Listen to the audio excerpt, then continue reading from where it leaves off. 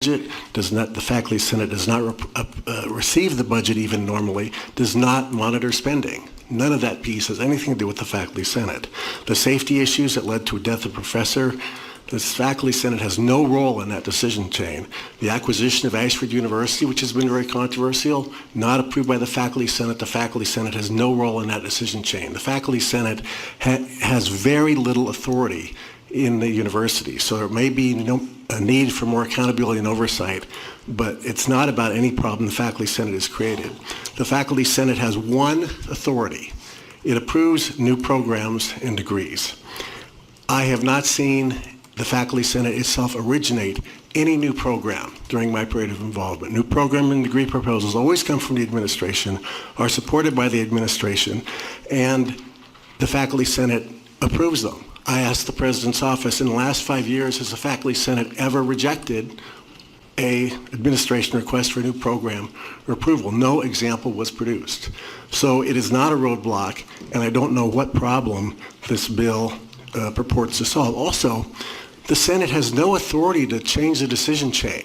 It cannot, by the faculty constitution, create any new committee that has any decision-making authority.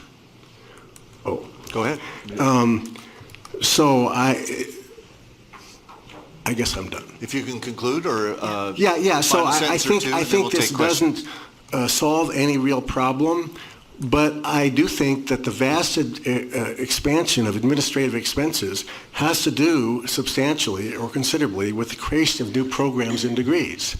And the faculty senate, in that sense, exercises and asks questions that I think the members of this panel would ask if they themselves were there. Is there return on investment to this program? Are the new administrative positions justified? In the past 7 years, administrative positions at the university have increased 43%, while faculty positions have increased by 8%. Creation of new programs and degrees is part of that, and the faculty oversight is not a barrier to that. I think it is valuable. Okay. Thank you, and I am sorry for going over your limit. No, you're fine. Yes. I have a question. Questions of the speaker, Vice Chair? Senator So Watzak? can you clarify, because what my understanding is of the bill, just so that I'm clear, is that this bill is really reiterating existing law that states that this is not a shared governance between the faculty senate and the president, while further establishing more responsibility to and accountability to ABOR. Is that my understanding? Mr. Stegeman? The faculty constitution, which is a document approved by the president ABOR, gives the faculty senate certain very limited responsibilities. I'm not a lawyer, but I think that the bill would force the senate to lose those responsibilities and return those to the administration. Or give ABOR the right to return those to administration. So I think it does remove a very tiny amount of authority from the Senate and give it back to the administration. I'm not sure, given recent history, that intuitively makes a lot of sense. Mr. Chairman, may I ask a question of the Senator sponsor Watzak? while he's still standing? Yes. Mr. President Pro Tem, may I ask you a question? There is. Okay. Let's do that when It's he relevant to gives. this. To this specific It's point? relevant to this exact point. Okay, Representative Grantham, would you take a question from Senator Watzak? I just want to have clarity because I've had a lot of people come to me about this. Can you clarify what I just said? Is this so that we can further clarify that the president is there to consult the Senate, but they do not have equal powers, and that this is to give more, not authority, but more accountability to ABOR? Yes. Thank you. Any other questions of Mr. Stegeman? I do, yeah, more questions. You can come back. Okay. I'm finished, but I think she had a question for him. Thank you, Mr. Stegeman. Senator Gonzalez? Thank you, Mr. Chair. And Mark, I want to put it in writing, on record, by asking, I heard the sponsor's comment on his bill, and it sounded to me that in not so many words, that the blame is being put on the Senate for some of the financial woes of the University of Arizona, but that you are here that it's important to you that the Senate, the University Senate, still participate in those decisions of creating new programs at the universities. Yes, the Senate has a very limited role. As I said, it has not blocked a single administration proposal in the last 5 years. Last year, the administration... To that point, Mr. I'm Stegeman, sorry. do you, it hasn't blocked. Do you believe it had the ability to block? Oh, yes, these things have to come through the Senate, and that produces useful public discussion and a useful public record, and I can give examples of that. So to this point, to your knowledge, the Senate has not blocked any recommendations or decisions by the President, but it was your understanding that it could have. Yes, the Senate in that particular narrow area of program approval, the Senate does have authority to block, and I think that 38 programs and degrees came to the Senate for approval last year. This is related to the expansion of administrative expense, and I think it's appropriate for the Senate to ask those questions. I think the members of the committee would ask the same questions that the Senate does about whether this money is well spent. But in fact, they have not blocked any. I'm sorry. So your earlier comments seemed to indicate that you feel that the perception is being created that the growth in expenses was in the educational efforts of the university, but I thought you threw out some statistics that administration had grown much more than academic units had. Yes. And so is it your understanding that this, or was it, let me just ask, not your understanding, was the Senate consulted on all financial decisions of the university? No, the Senate has no budget approval, is not normally consulted on the budget, does not receive the budget, does not monitor spending, does not receive reports on spending typically. It is completely out of the decision loop on money. So the Senate, under current statute, it says that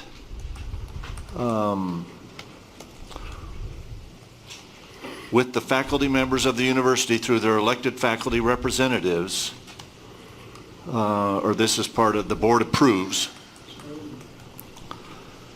the board and the university presidents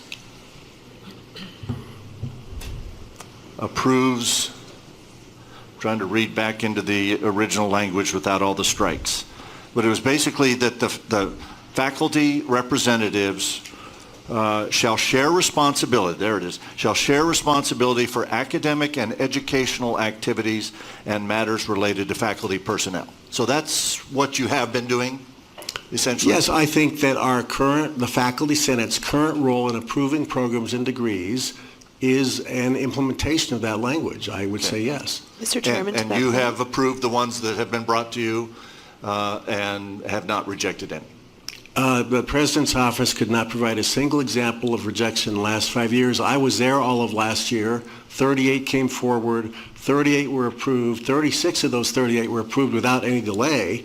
And in that process, however, so you might say, what difference does it make? I think important questions were asked. There was, may I give an example? Please.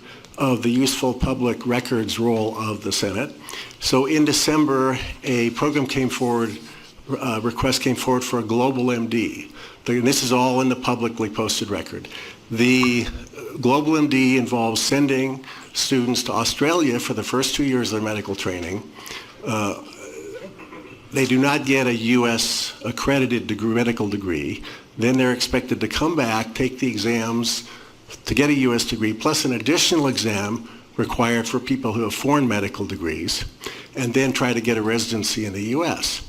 The startup cost of this program was listed as $14.5 million.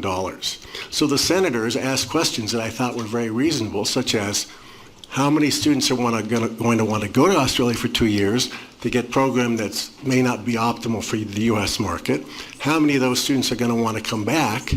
What is the financial model that projects a long-run profit for this after that $14.5 million startup cost? I think those were all very reasonable questions, such as you might have asked. And in the end, there were many no votes. Okay. But the program did did advance, and this bill would end that discussion. It would never come to the Senate to have that discussion. Okay, I went to you for a specific point. I'm sorry, Senator. did I- No. You don't need to apologize. I'm explaining my own stepping on Senator Gonzalez, and I'll go back to her. Do you have any other questions, Senator? Right now. Okay, Senator Watson.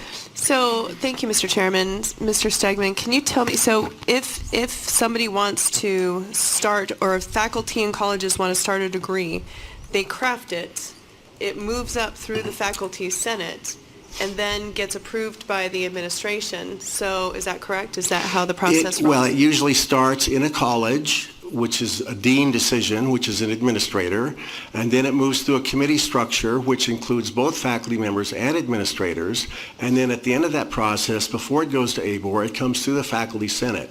But I have never seen a program proposal come forward that did not have the endorsement of the administration by the time it got to the Senate. Okay. Okay, thank you. Any other And I questions? have never seen, I have never seen the Senate originate a proposal. It always goes through this process of starting somewhere administration, usually in a college, and then it goes through that route, and it ends at the Senate. It doesn't start at the Senate. Okay. Thank you, Mr. Stegeman. I have one more question. Okay.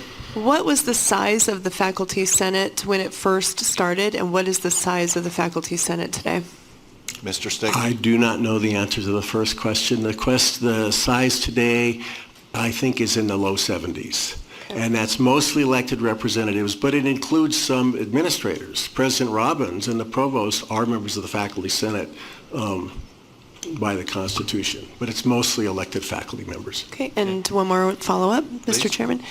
How many of those are, is there any kind of understanding of what their political ideology is as to what that makeup of those 70 people are? Mr. Stegeman.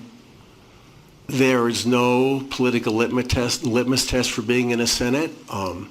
I think different colleges probably have different orientations and send different kinds of senators. But I can say, truthfully, having been involved in a Senate for 3 years, some have been involved much longer, that those category of issues rarely come up in the Senate.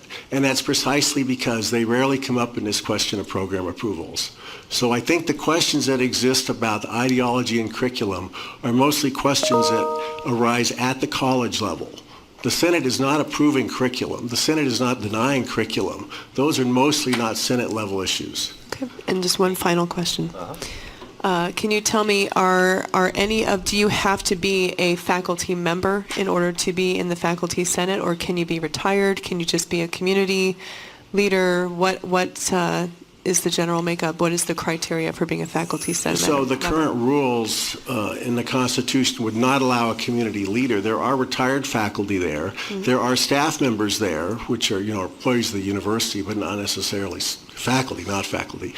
And there are certain administrators who are there by virtue of their office, such as the provost, such as a representative from the dean, such as the president. These are voting members. Okay, thank you. Thank you. Senator Gonzalez. Thank you, Mr. Chair and Mark. I think that the bill changes the language to that what is the language? That they have a shared responsibility to now having shall consult. And do you see a big difference in the language? I think that, Mr. Stegeman. I'm sorry for jumping in, Mr. Chair. I'm just used to going through the chair, so if you No, can, and remember, I appreciate it. I have not been here before. I was on a different board for a long time, but not in this particular capacity. So I'm sorry, restate the question, Senator Gonzalez. The language changed from responsibility to consult, a shared what is it? Right now it's Shall share responsibility goes to to shall consult. Yes, so I think there are very few areas where there is shared responsibility. I think the biggest one is the program and degree approvals, as I already mentioned, and as I read the bill, it would eliminate that, and those things would stop coming through the Senate, and we would not generate what I think is a very fruitful discussion about those programs. I think that the university administration, and this is not a criticism of any individual, is a large substantially unsupervised bureaucracy and exhibits the habits of a large, substantially unsupervised bureaucracy. And I'm speaking here partly as a management professor. ABOR running 3 different institutions, even if it's very motivated to supervise, has limited capacity to do that. And whereas a private sector board of directors has stockholders standing behind it, looking over their shoulder, there's no shareholders standing behind ABOR.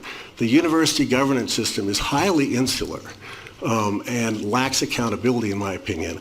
And I think the faculty involvement in that very small part of the process improves accountability. And I think, honestly, that if the members of this panel could see that process, they would agree. Okay. Thank you, Mr. Stegeman. Appreciate your coming up and your testimony. Yes, Thank my you. pleasure, and I'm sorry for stepping on your prerogatives, Mr. Chair. Oh, you're good. Thank you. Let's go to Mr. Downing. Mr. Downing? Ted Downing. Former member of the body. Welcome back, Ted. Thank you very much, Chairman Bennett, Vice Chair Wadsack, Senator Bullock, Kerr, and Miranda Zasnati. Oh, she's here now. Okay, and Gonzalez. Hi. First, I just want to make a comment. Before I entered this room, the lobbyist for the University of Arizona challenged my right to testify here, and I want to put that on the record. I am here exercising my First Amendment rights, speaking as a former member of this body, of the legislature, and I'm here on my own time. Thank you. Okay, want that clear. Go ahead. Okay.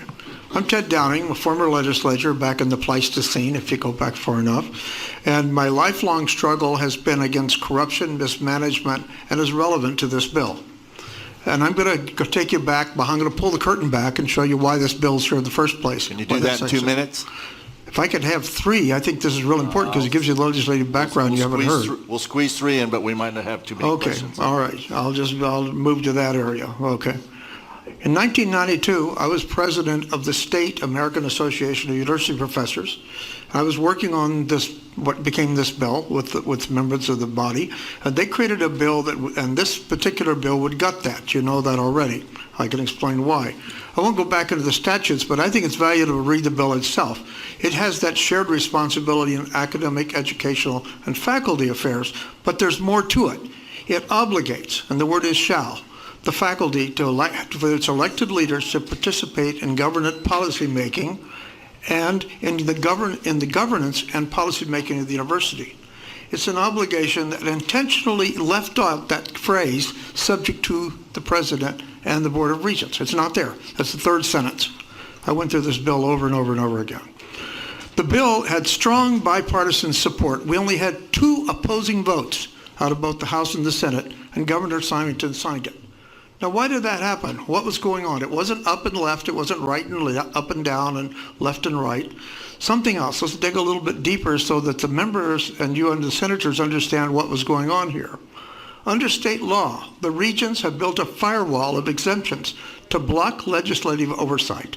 They are exempt from the state laws on procurement, on whistleblowing, on rulemaking, and, except for the board itself, on open meetings. We don't even follow open meeting law. Most of our meetings are in executive sessions, the Board of Regents, probably 80 to 90% now. Unlike you, the regents are appointed, not elected to 8-year renewable terms. They can't be recalled, and they oversee $7 billion or so of funds. That's a lot of responsibility. The law you're being asked to gut grew out of a legislative concern over a public accountability, transparency, and costly administrative bloat. That's what was happening in 92, and it's returned. ARS 1601B was ingenious. This is one of the most brilliant ideas that this body has come up with. Okay, what they were doing, they were establishing an early warning system by putting within the bureaucracy a way that a group, the faculty senate in this case, could identify mischief, could identify waste and mismanagement going on within the organization. We should copy this model elsewhere. It's a great idea. And it's worked. Most recently, the mismanagement of the University of Arizona, which you've heard about, was exposed by this system. Your elected faculty warned of highly risky endeavors in the Ashford University fiscal mess. We bought a something for $1 at a dollar store. another university that was under indictment over and under trial over in California. We got letters from U.S. senators from both parties telling us not to do this. And this happened 28 months before the Regents and the Arizona Republic forced a report as to what was going on. And and we've uncovered many, many more things. I couldn't go into them now unless you want to go into and questions. No, public we're safety, already everything. beyond Okay. four, Ted. Then I'll so close it. Thank you. I don't know who dreamed up this bill and where it came from. If anything, this was one of the best ideas the legislatures have, and it's lasted 32 years. And if anything, we need to strengthen this early warning system. This is the canary in the mine shaft. The canary is there. It tells you what's happening. The canary can't stop it. It can't tell people don't run. And I know about Prescott. That has a lot of mines up there. This is the idea is when that canary starts falling over, it tells you look for things. And we did it. We did it in multiple issues. There's the things you haven't even heard about yet. So why kill the canary? Please, please, please don't kill the canary. It needs to be empowered, not eliminated. Thank you, Ted.